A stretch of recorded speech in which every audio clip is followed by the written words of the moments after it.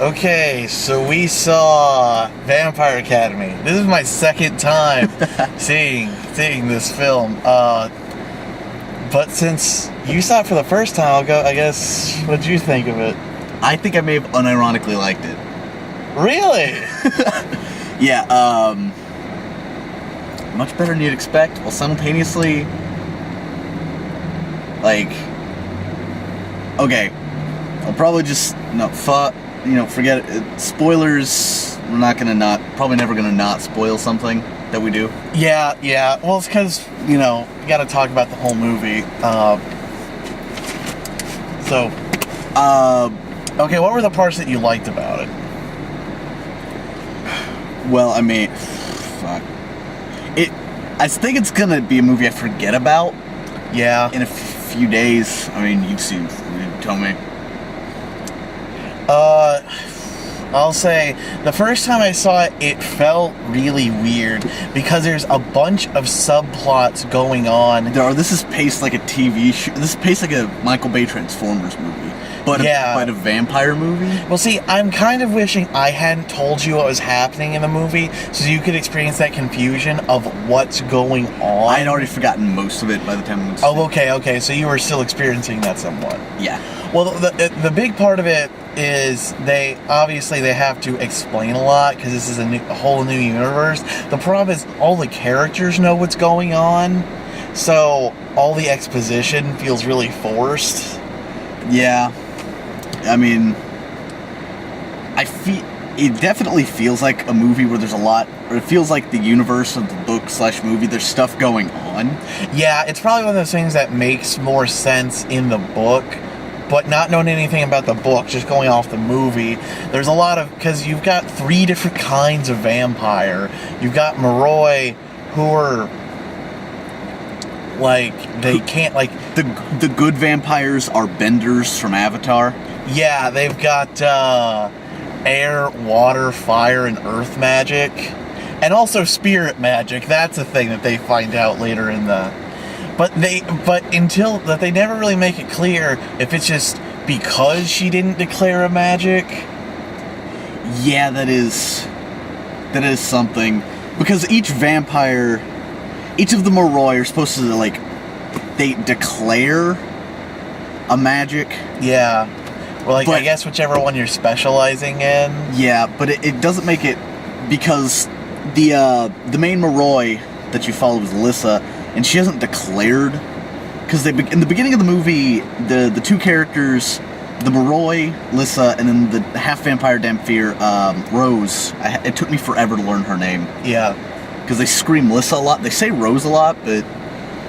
You forget it's referring to her. Yeah, They begin on the run because they left the school, St. Vladimir's. Yeah, it's not called Vampire Academy, it's called St. Vladimir's Academy. It's called, ironically, by the students as Vampire Academy. But they're like on the run from the school for some reason. Yeah, they don't explain why till later in the movie. They don't explain why until the climax of the film. Because the characters don't know. Yeah. Is part of the thing.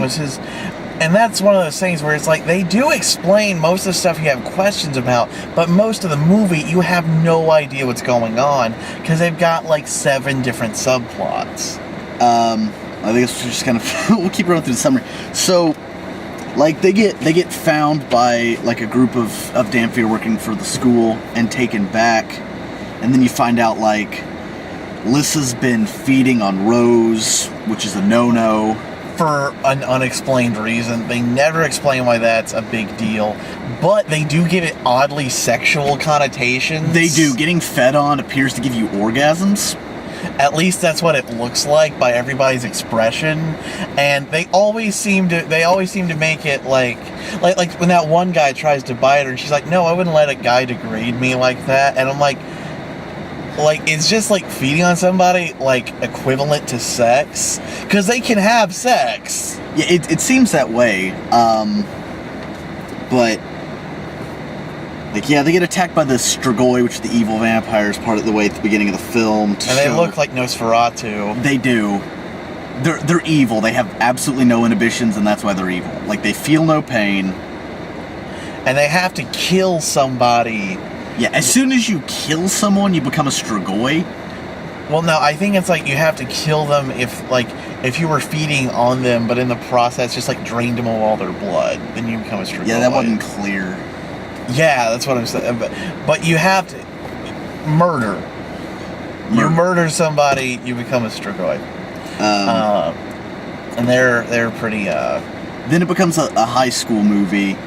Yeah, that's the thing. It keeps alternating between like a high school movie and something else, like a traditional vampire movie, or at least like more of like a. Because it bounces between Lissa's romance subplot, which is her trying to regain her popularity because everyone's shaming her for leaving, and she's having to like choose between being popular and the dark kid whose parents turned evil, so everyone like ostracizes him. And it looks like they're trying to make him look as much like Robert Pattinson as they can. They do. And then there's Rose's romance subplot, which is the popular guy that tries to feed on her that is kind of dropped from the plot, except for slut shaming. Then there's her friend, who's her ginger friend, who she admits she'd totally be into if she found him attractive. And that was like as soon as I saw that in the movie, I was like, that's a bitch move. It is. It's one of those things like, okay, it's understandable. You have to be attracted to who you're with, but how she says it is like, how she said it's just like, oh yeah, if only his personality was in the other guy's body. And the guy that she's talking about is not even that good looking. And he's better looking than the other guy. But he's not like the dreamboat they make him out to be. No, instead her main love interest, she's 17. Her main love interest is at least 25. Yeah, he makes it, because a line in the movie keeps referencing like an 8-year difference, so I'm assuming he's supposed to be like 25. So there's this creepy pedophilia subplot. Well, okay, it is weird because they keep bringing up the fact not only that there's an age difference, but that she's 17. It's just, and it's one of those things where it's like after viewing it the second time, I'm like he's hesitant to go into. Yeah. I give the movie a lot of credit because. Yeah, the guy isn't like, oh yeah, let's do it. He's like, no, there's a big age gap. It's like, yeah, with Edward and Bella, there's an age difference of 100 years, but he's pretending. Well, and at least physically, he's still like 17. Yeah, this guy looks like he's 30. Yeah, which he's buff and he's a damn fear. Protecting the school. He's a god. He's a god. We'll get to that. But he's like the best Strigoi killing Damphir. He's got 7 kills, which is unprecedented. Because in the opening fight scene, you see a bunch of Strigoi come out, and there's only like 5 of them, but it takes 3 carfuls of Damphirs just to run them off. Yeah, Strigoi are actually a really big threat. Yeah, they're a really big deal. Because the climax only involves 1, and it's still a huge deal. But anyways, yeah, because 1-on-1, like a Guardian versus Strigoi, the Strigoi is probably going to win. So back to the plot. Which it kind of derails when they get into the school, because there's the plot where Lissa's her ex-boyfriend started dating somebody new, and there's that subplot of trying to get back to that position because she's a bitch. Well, I mean, it's one of those things where it's like, it's ostensibly she's trying to become like popular again to like suss out the threat, like because there's threats to when Lissa gets there, like. She opens the door and finds like a disemboweled fox hanging from her door. Yeah. And so it just kind of like, okay. It's like there's a whole bunch of like threatening stuff happening, and they're trying to figure out who it is. The problem is it feels like it's movie... They're like, okay, it's probably the new girlfriend doing all this stuff, and it is. Yeah, That's a the lot thing. of it All is. of these threatening things are happening. The only thing that isn't is the fox and the cat. Yeah. They're like death threats being left up on the wall and blood,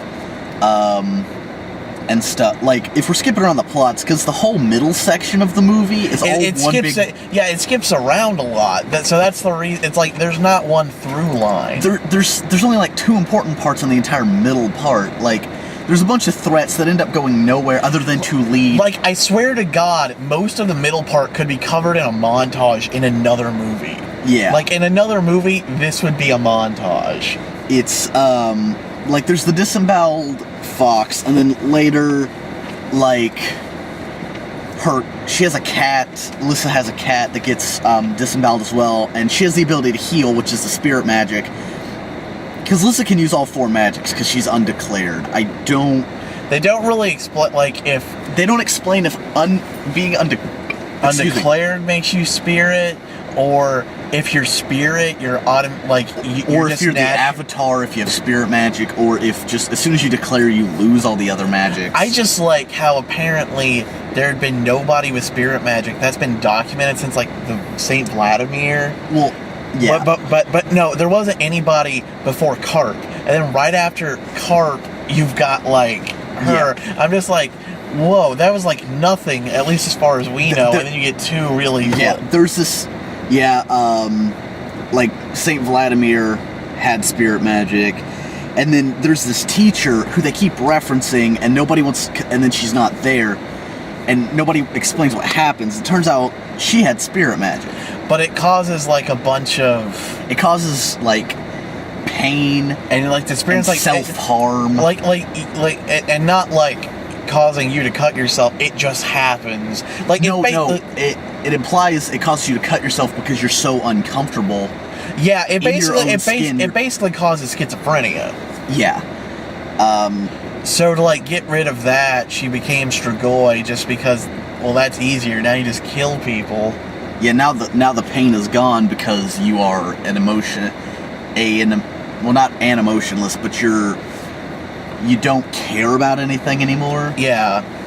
So that's a big plot point. But the other major plot point in the middle of the movie is the boyfriend, the guy whose parents Christian, like him and Alyssa are like the only two to go into this one room with a bunch of books about Vladimir. Yeah, I don't know where that's supposed to be. It's their special place where the moonlight hits the stained glass just right. But like they go through the books. That's not the only thing that got hit that night. Bam. But they read through the books and find out, oh, okay, Vladimir had spirit magic, and that's what it's called. And apparently no one else had researched this up until this point. Yeah, that's what I'm saying. It's like, this is all easily researchable information. This is information anyone could have known. This is just in books sitting around. But no, nobody knew that this was a thing, apparently. But it's preached in their Church of St. Vladimir. They do have church. And then you find out it's vaguely Christian. I mean, they talk about God and everything. Yeah, it's just like he's just the patron saint of the vampires. And they keep saying Shadow Kiss, so you know it's important. And Shadow Kiss just meant it because Lys's family, the main Moroi, Lys's family got killed in a car accident. Yeah, an entire family of vampires taken out by a drunk driver. Because Strigoi can only be killed by a silver stake. Moroi can be killed by anything. They're basically human, except benders. They're just benders that feed on blood. Well, yeah, and like the sunlight annoys them, and they do make a Twilight reference. A couple. They make a couple. Because there's the vampires don't sparkle, and for lunchtime they go feed off humans that volunteer to be there, and the one Lyssa's favorite writes Twilight fan fiction. So obviously Twilight is something that exists in this universe. So it's just our universe, pretty much. Yeah. No, but this movie dates itself so hard. It does. It dates Twilight, Facebook, iPhone 5. Not just an iPhone, but iPhone 5. Hashtag, the guy asked what's a hashtag. Yeah. And that's I think the thing that really annoyed me when I was watching it the first time, and it's just kind of funny the second time, is how hard it's like, hey, this movie's for teenagers. We're talking to you, teens. Yeah. You like iPhones? You've got iPhones. You know what a hashtag is? It's funny that somebody doesn't know what a hashtag is. And so, yeah. But a bunch of stuff ends up happening, and then eventually it starts leading into the climax where they're just like, oh, okay, there's been, your cat died.